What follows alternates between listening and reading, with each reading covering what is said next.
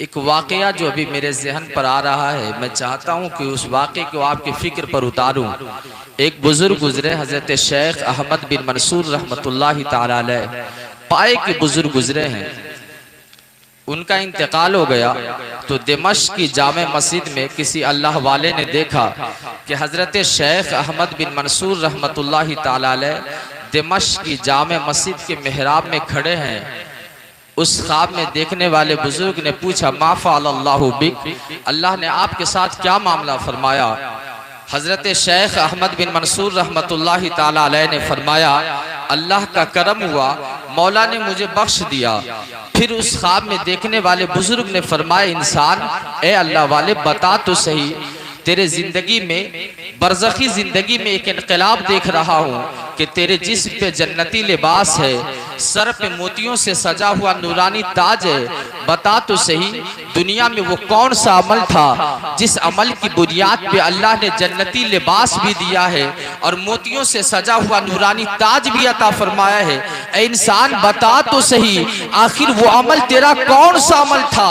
अब जवाब सुने मेरे प्यारे आका सल्लल्लाहु ताला अलैहि वसल्लम के प्यारे दीवानों, दिल के कान से इस जवाब को अपने फिक्र पर नोट करें।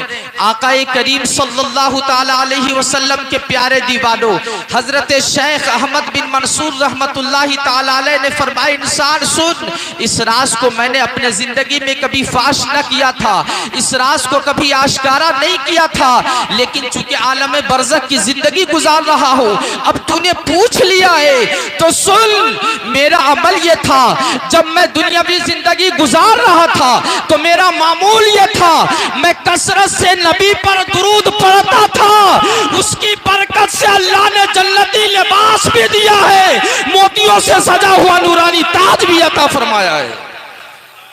पता क्या चला, मालूम क्या हुआ कि इंसान का दुनिया में दुरूद पढ़ना वो अजीम अमल है कि अगर कोई बंदा कसरत से दुरूद पढ़ता है तो अल्लाह उसकी बरकत से जन्नती लिबास भी अता फरमाता और फिर मोतियों से सजा हुआ नूरानी ताज भी अता फरमाता है। मेरे प्यारे आका सल्लल्लाहु ताला अलैहि वसल्लम के प्यारे दीवानों, इसलिए जब कभी भी दुरूद पाक पढ़ने को कहा जाए ना तो बुखालत से काम न लेना। आका करीम ने फरमाया, सबसे बड़ा बखील वो शख्स है जिसके सामने मेरा तस्करा हो और वो मुझ पर दुरूद ना पढ़े। इसलिए मैं जिस तरीके पर दुरूद पढ़ाता हूँ, दिल से पढ़ें और पूरी तवज्जो से पढ़ें। अस्सलातु वस्सलामु अलैका या रसूल अल्लाह, अस्सलातु वस्सलामु अलैका या नबी अल्लाह, अस्सलातु वस्सलामु अलैका या हबीब अल्लाह, अस्सलातु वस्सलामु अलैका या नूर अल्लाह, व अला आलिका व अस्हाबिका या शफीआना यौमल जज़ा। ये महफिल पाक शादी खाना आबादी के तनाजुर में इनेकाद हुआ है, इसलिए उस तनाजुर में कुछ बातें आपके फिक्र पे रख रहा हूँ। अभी मैंने खुतबा मसनूना के बाद कुरान करीम की जिस आये करीमा की तिलावत की सआदत हासिल की है, अल्लाह ताला इरशाद फरमाता है, व मिन आयातिही, मेरी निशानियों में से है, अन खलक़ लकुम मिन अनफुसिकुम अज़वाजा, कि तुम्हारे लिए तुम्हारी ही जिन से बीवियां बनाया। और क्यों बनाया? लितस्कुनु इलैहा, ताकि तुम उससे सुकून हासिल करो। और फिर कुरान मुक़द्दस ने आगे हुक्म इरशाद फरमाया, वजअल बैनकुम मवद्दतन व रहमा, और तुम्हारे बीच मैंने मोहब्बत भी पैदा फरमाई, नरमी भी पैदा फरमाया। और फिर आगे कुरान मुक़द्दस कहता है, इन्न फी ज़ालिका लआयातिन लिक़ौमिन यतफ़क्करून, और इस आयात के अंदर, इन निशानियों के अंदर उन बंदों को निशानियां मिलेंगे। इसमें गौर करने के बाद अल्लाह उन बंदों को निशानियां अता फरमाएगा जो इन आयातों में गौर व फिक्र किया करते हैं, मेरे प्यारे आका सल्लल्लाहु ताला अलैहि वसल्लम के प्यारे दीवानों, अल्लाह अज़्ज़ा व जल्ला ने दुनिया के अंदर बेशुमार अपनी निशानियां पैदा फरमाई है और उसको देखने पर मौला अजर भी अता फरमाता, बल्कि उन निशानियों को देखने का अल्लाह हुक्म अता फरमाता है। एक मकाम पर कुरान मुकद्दस कहता है उन्जुरू इलल इबिल कैफा खुलिकत, देखो ऊंट की तरफ अल्लाह ने उसकी तख्लीक कैसे फरमाई है, उसके गर्दन को देख लो, उसके वजूद को देखो, अल्लाह ने उसकी तख्लीक कैसे फरमाई। फिर आगे अल्लाह इरशाद फरमाता है वइला समाई कैफा रुफियात, और आसमान की तरफ देखो, ये भी मेरी निशानी है, बगैर सुतून के उसे खड़ा किया है। वइलल अर्दी कैफा सुतिहत, और जमीन की तरफ भी देखो, मैंने जमीन को कैसे तुम्हारे लिए सतह बनाया है, जमीन को हमवार किया है, जमीन का तुम्हारे लिए बिस्तर बनाया है।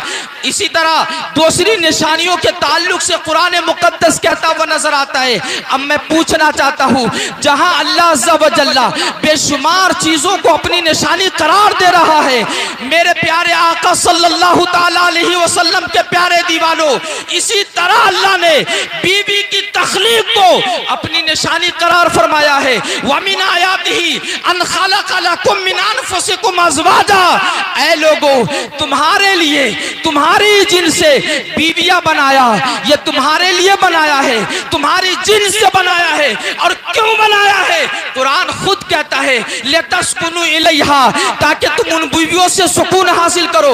अब जरा तवज्जो, आपकी फिक्र को मैं मबसूल करना चाहता हूँ।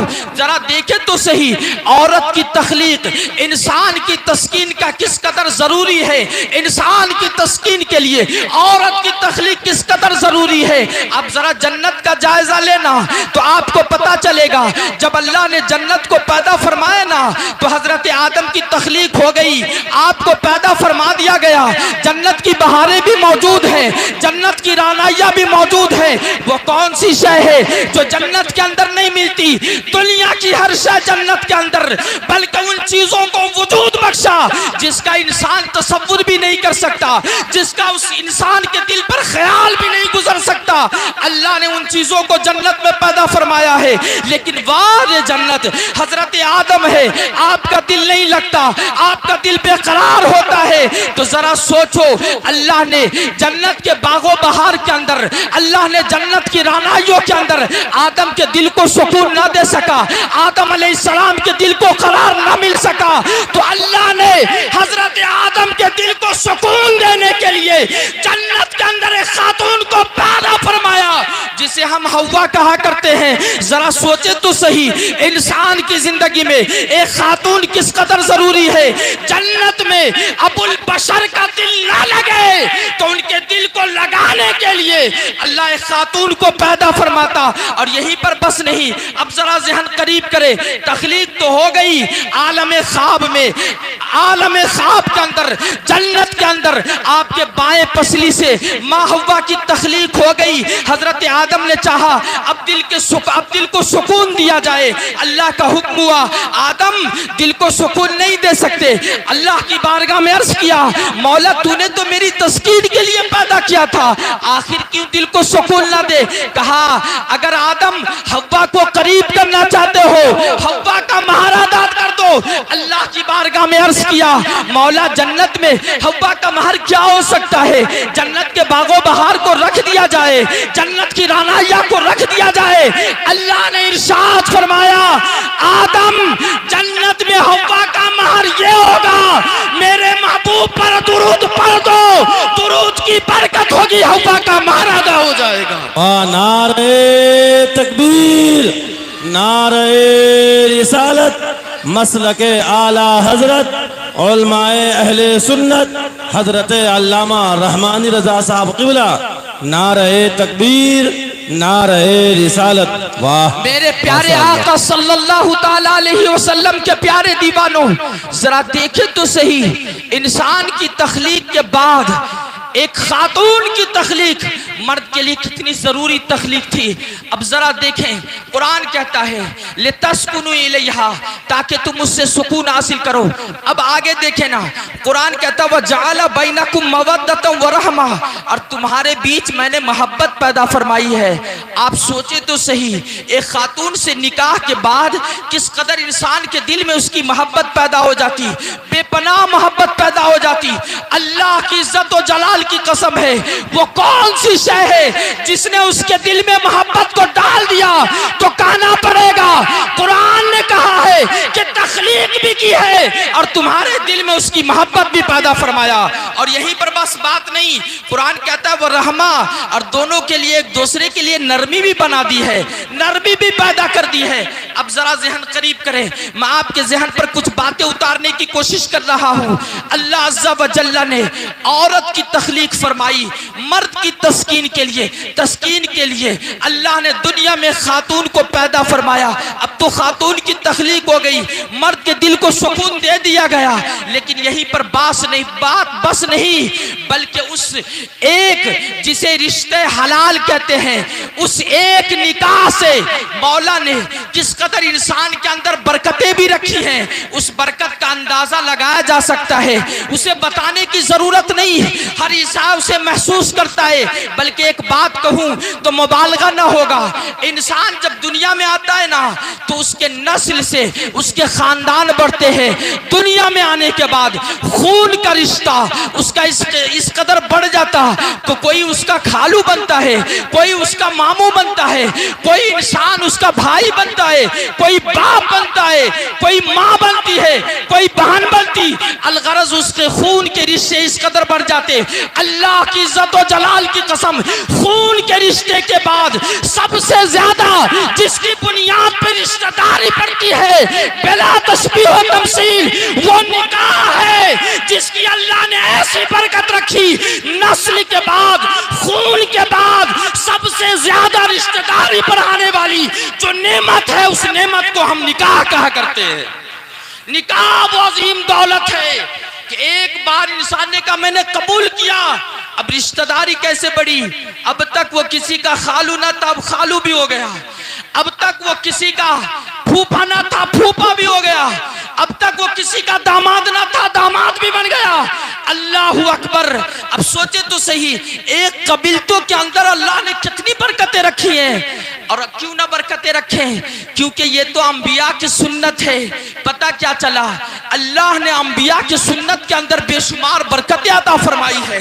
कोई बंदा जब अंबिया की सुन्नत अदा करता तो मौला उसे बरकतों से नवाजा करता है। मेरे प्यारे आका सल्लल्लाहु ताला अलैहि वसल्लम के प्यारे दीवानों, कुछ बातें और रख दूं फिर अपनी गुफ्तगू समेट रहा हूं। बहुत कोशिश कर रहा हूं अपनी गुफ्तगू कम वक्तों में समेट दूं, कुछ बातें कहकर अपनी गुफ्तगू खत्म कर रहा हूं। मेरे प्यारे आका सल्लल्लाहु ताला अलैहि वसल्लम के प्यारे दीवानों, निकाह किस कदर अजीम इबादत है, लेकिन आज हमने इस इबादत के मामूलात को बदल दिया। इस निकाह की मजलिस को हमने अपने तर्ज पे मनाना शुरू कर दिया।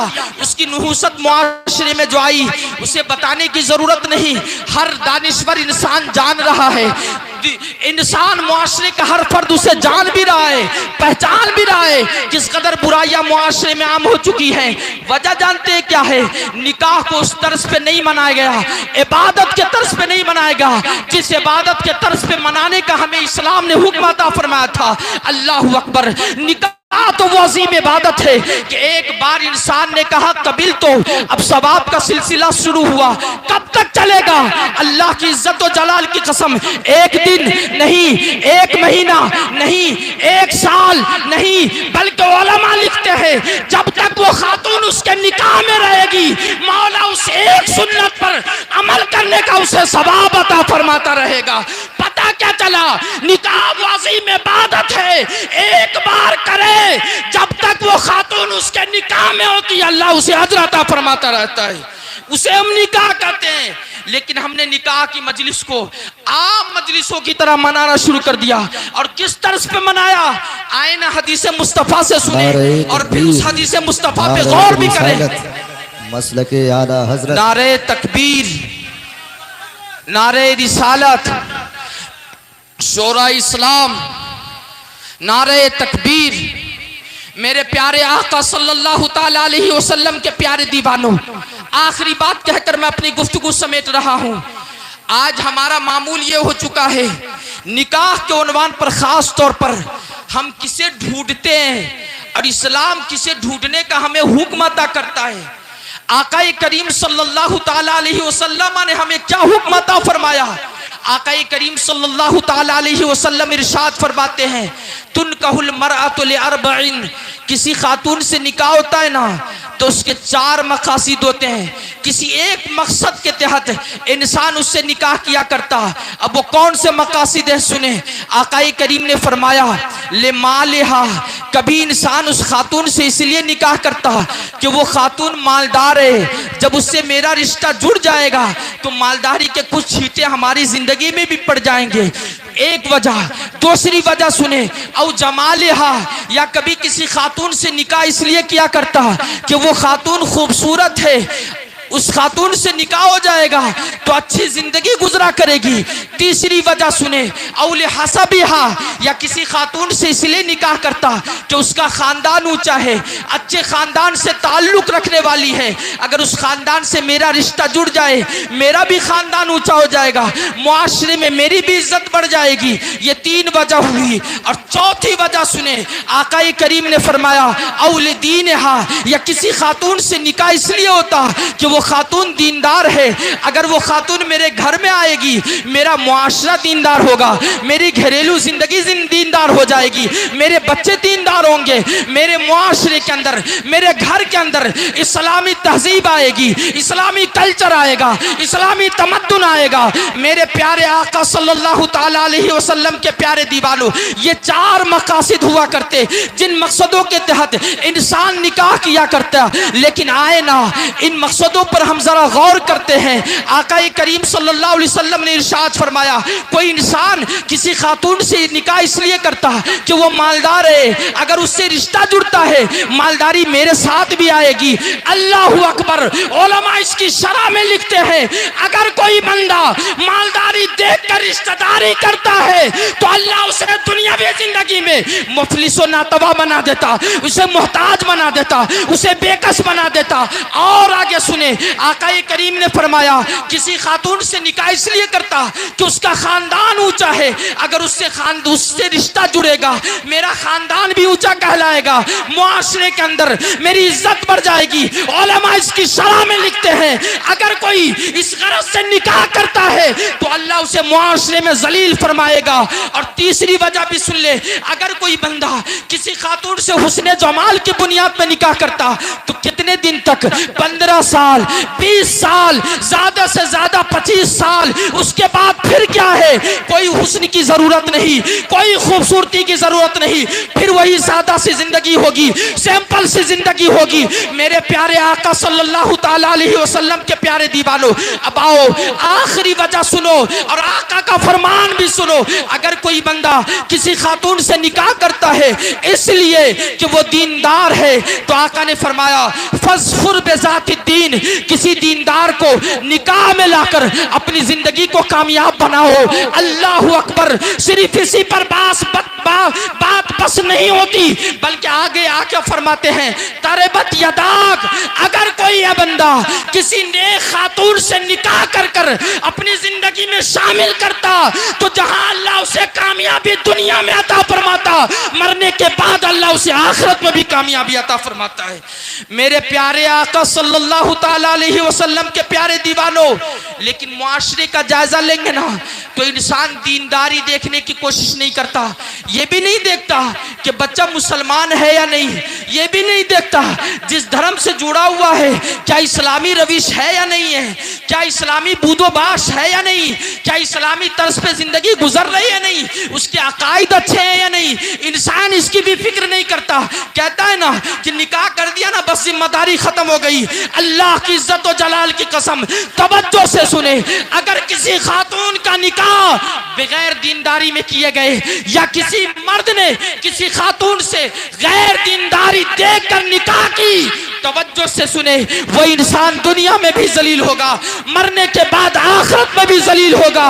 और क्यों ना हो, क्योंकि आका ने फरमाया है दीनदारी देख कर रिश्ता करना है। हमने दीनदारी देखना छोड़ दिया, हमने सिर्फ ये देखा कलमा पढ़ रहा है ना, निकाह कर दो। मेरे अजीजों, मेरे बुजुर्गों, तवज्जो से सुनो, इस्लामी अकायद को देखे जाए कि इस्लामी अकायद पर उसकी जिंदगी गुजर रही है नहीं, इस अहले सुन्नत व जमात पर उसकी जिंदगी कायम है या नहीं। अगर ऐसी जिंदगी है, अगरचे गरीब हो, ऐसी जिंदगी है, अगरचे मुफलिस व नादार हो, ऐसी जिंदगी हो, अहले सुन्नत पर कायम हो, हसीनो जमील ना भी हो, रिश्ता करो। अल्लाह दुनिया में भी कामयाबी देगा और दुनिया से जाने के बाद मौला आखिरत में भी कामयाबी अता फरमाएगा। मेरे प्यारे आका सल्लल्लाहु ताला अलैहि वसल्लम के प्यारे दीवानों, इसलिए आखिरी बात पैगाम दे रहा हूं, अब ये दिल के कान से सुने। रिश्तेदारी में बच्ची का रिश्ता कर रहे हो तो बच्चे के अंदर दीनदारी देखे, बच्चे का रिश्ता कर रहे हो बच्ची के अंदर दीनदारी देखे। अगर आपने दीनदारी देखकर रिश्तेदारी की तो अल्लाह ताला उस रिश्तेदारी में बरकत भी अता फरमाएगा और फिर उस रिश्तेदारी के बाद जो नतीजे आएंगे अल्लाह उसमें भी बरकत अता फरमाएगा और फिर अल्लाह अज़्ज़ा वजल उखरवी जिंदगी को भी कामयाब बनाएगा। मेरे प्यारे आका सल्लल्लाहु ताला अलैहि वसल्लम के प्यारे दीवानों, इन पैगामों को अपने सीने पर महफूज भी करें और अमल करने की भी कोशिश करें। अल्लाह अज़्ज़ा वजल की बारगाह में दुआ है कि अल्लाह ताला आज की गुफ्तगू को सुनकर हम सबको अमल की तौफीक अता फरमाए। वाखिरु दावाना अनिल हम्दुलिल्लाहि रब्बिल आलमीन, अस्तगफिरुल्लाह रब्बी मिन कुल्लि ज़ंबि व अतूबु अलैहि। अस्सलामु अलैकुम व रहमतुल्लाह।